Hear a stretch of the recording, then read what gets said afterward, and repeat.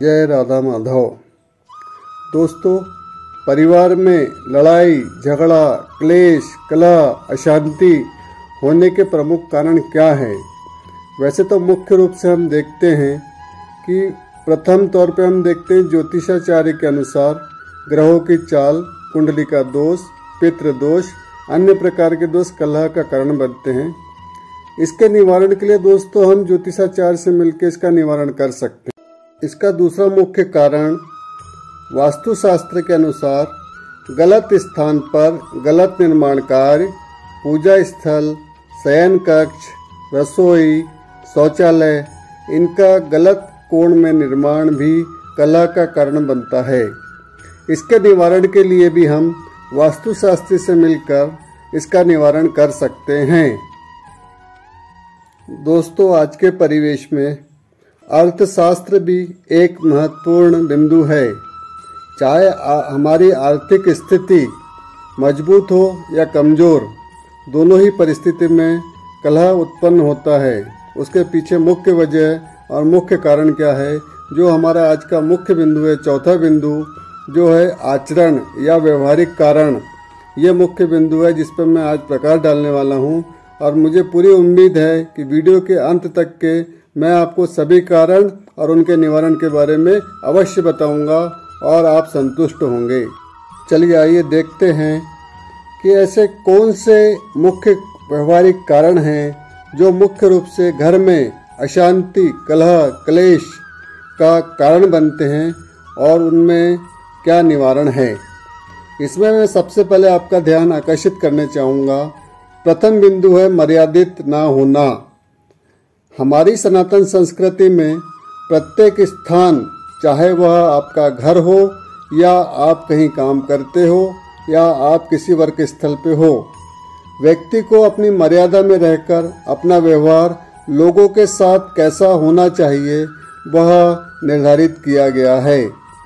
यदि हम घर परिवार की बात करें, रिश्तों की बात करें, तो माता पिता, पालक पाल्य, भाई भाई, भाई बहन, बहन बहन, पति पत्नी, सास बहू, देवर भाभी, ननद भाभी, देवर जेठ, देवरानी जिठानी, ऐसे आदि बहुत से रिश्ते हैं जिसके हमारे प्रविध ग्रंथों में इसे कैसे निभाया जाए या आचरण कैसे दिया जाए, इसकी शिक्षा हमें मिलती है।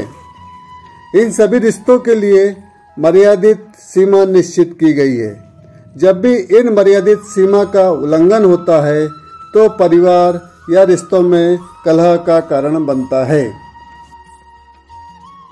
इस कारण का मुख्य निवारण ये है, चाहे हम किसी भी परिवेश में हो, चाहे हम अपने वर्क स्थल पर हो या परिवार में हो, यदि हम बड़ों के साथ छोटों को कैसा व्यवहार करना चाहिए और बड़ों को छोटों के साथ कैसा व्यवहार करना चाहिए, यदि दोनों व्यक्ति अपने उचित इस निर्धारित सीमा रेखा में व्यवहार करेंगे तो व्यवहारिक कारणों से हमारे परिवेश में कलह का कारण उत्पन्न ही नहीं होगा। अब हम दूसरे मुख्य बिंदु असहनशीलता पर प्रकाश डालते हैं। वर्तमान परिवेश में व्यक्ति किसी भी अन्य व्यक्ति को आवश्यक रूप से या अनावश्यक रूप से, दोनों ही रूपों में सहन नहीं करना चाहता, अर्थात सहनशीलता लगभग क्षीण हो गई है। परिवार हो या बाहर, हम छोटी छोटी बातों को लेकर या लोगों के किए गए रूखे व्यवहार को लेकर या गलतफहमी की वजह से उत्पन्न हालात को लेकर लोगों को सहन नहीं कर पाते। इन परिस्थितियों में क्लेश का कारण मुख्य बनता है। यह असहनशीलता से हमारे परिवार में अशांति, कलह, क्लेश और झगड़े उत्पन्न होते हैं। इस बिंदु के निवारण के लिए यदि प्रत्येक व्यक्ति सहनशील हो जाए तो क्लेश का कारण निर्मित ही नहीं होगा। दोस्तों, तीसरा मुख्य कारण अनुकूलता है। हम जाने अनजाने में इस अनुकूलता वाले चक्र में फंसी जाते हैं। जैसा प्रत्येक व्यक्ति, चाहे वह परिवार का हो या बाहर का या किसी कार्य क्षेत्र में, व्यक्ति अपनी सुविधा, आराम, नियमों, कायदों के अनुसार लोगों को चलाना चाहता है। व्यक्ति अपनी सुविधा, आराम और नियम कायदों की वजह से कब वह मनमानी करने लगता है, उसे इसका पता ही नहीं चलता।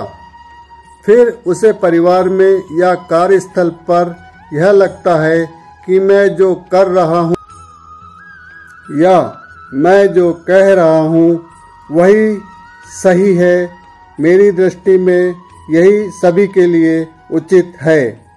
ये सब करके वह परिवार या कार्य क्षेत्र में अपना वर्चस्व बढ़ाना चाहता है। अपना आराम, अपना सुख, अपनी महिमा, अपना वर्चस्व देखने के कारण व्यक्ति कब स्वार्थी हो जाता है, इसका उसे पता ही नहीं चलता। अतः स्वार्थी व्यक्ति परिवार और कार्यस्थल पर अशांति का कारण बनता है। इसके निवारण के लिए व्यक्ति यदि अपने स्वार्थ को पहचान कर उसे अपने जीवन से अलग करे तो घर में अशांति, कलह, क्लेश उत्पन्न ही नहीं होगा। दोस्तों, अब मैं आपको इसके मुख्य और चौथे बिंदु पर आपका ध्यान केंद्रित करना चाहूँगा। इसमें दो शब्द हैं दोस्तों, एक है अपेक्षा और दूसरा है उपेक्षा। दोनों शब्द के प्रथम अक्षर के कारण ये शब्द अत्यधिक महत्वपूर्ण है दोस्तों। इसमें आप देखते हैं कि प्रथम शब्द जो है अपेक्षा, उसके लिए हमारे घर परिवार या कुटुंब में बड़े बुजुर्ग को छोटों से, पति को पत्नी को एक दूसरे से, माता पिता को बच्चों से, बच्चों को माता पिता से तथा परिवार के सभी रिश्तों में हम एक दूसरे से या किसी वर्क स्थल पर अधिकारी को अपने निम्न कर्मचारी से या निम्न कर्मचारी को अपने अधिकारी से कुछ न कुछ अपेक्षाएं अवश्य है। किसी भी व्यवहार या वस्तु या कोई अन्य प्रकार की अपेक्षा हम रखते ही हैं।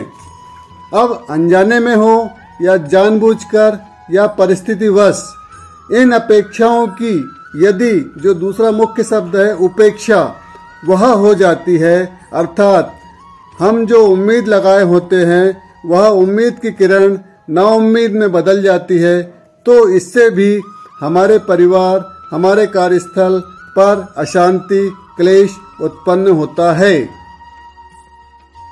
अर्थात दोस्तों, अपेक्षा और उपेक्षा के बीच में जो एक पतली सीमा रेखा है, यदि हम उसे पहचान जाते हैं और हम अपेक्षाओं पर नियंत्रण रखते हैं तो उनकी उपेक्षा पर नहीं होगा और घर में अशांति नहीं फैलेगी। प्रत्येक व्यक्ति, एक पिता या एक पालक शांति के लिए अच्छे कर्म करता है, पूजा पाठ करता है, कार्य क्षेत्र में कड़ी मेहनत करके धन कमाता है। वह चाहता है कि परिवार के सभी सदस्य एक दूसरे की भावनाओं की कद्र करें, वह एक दूसरे से प्यार करते हुए सुख शांति से रहे, क्योंकि परिवार की शांति परिवार के हर सदस्य के कार्य में उसकी सबसे बड़ी सहायक होती है। वह उनको उसके कार्य में सफलता दिलाती है। अंत में मैं इतना कहना चाहूँगा कि छोटे छोटे झगड़ों को इतना ना बढ़ाए कि वह एक दिन आपके संबंधों में दरार का कार्य करे और आपके रिश्तों का अलगाव हो या आपके रिश्ते टूट जाएं। अतः हमें प्रथम तौर पर मर्यादित होना होगा, सहनशील होना होगा, सबके अनुकूल होना होगा तथा अपेक्षित नहीं होना होगा, तो ही हम अपने परिवार में सुख शांति ला सकते हैं और अपनी खुशी के साथ साथ दूसरों की खुशी का विशेष ध्यान रखेंगे तो हमारे परिवार में कलह, क्लेश, झगड़ा, अशांति आ ही नहीं सकती। जय राधा माधव, जय राधा माधव, जय राधा माधव।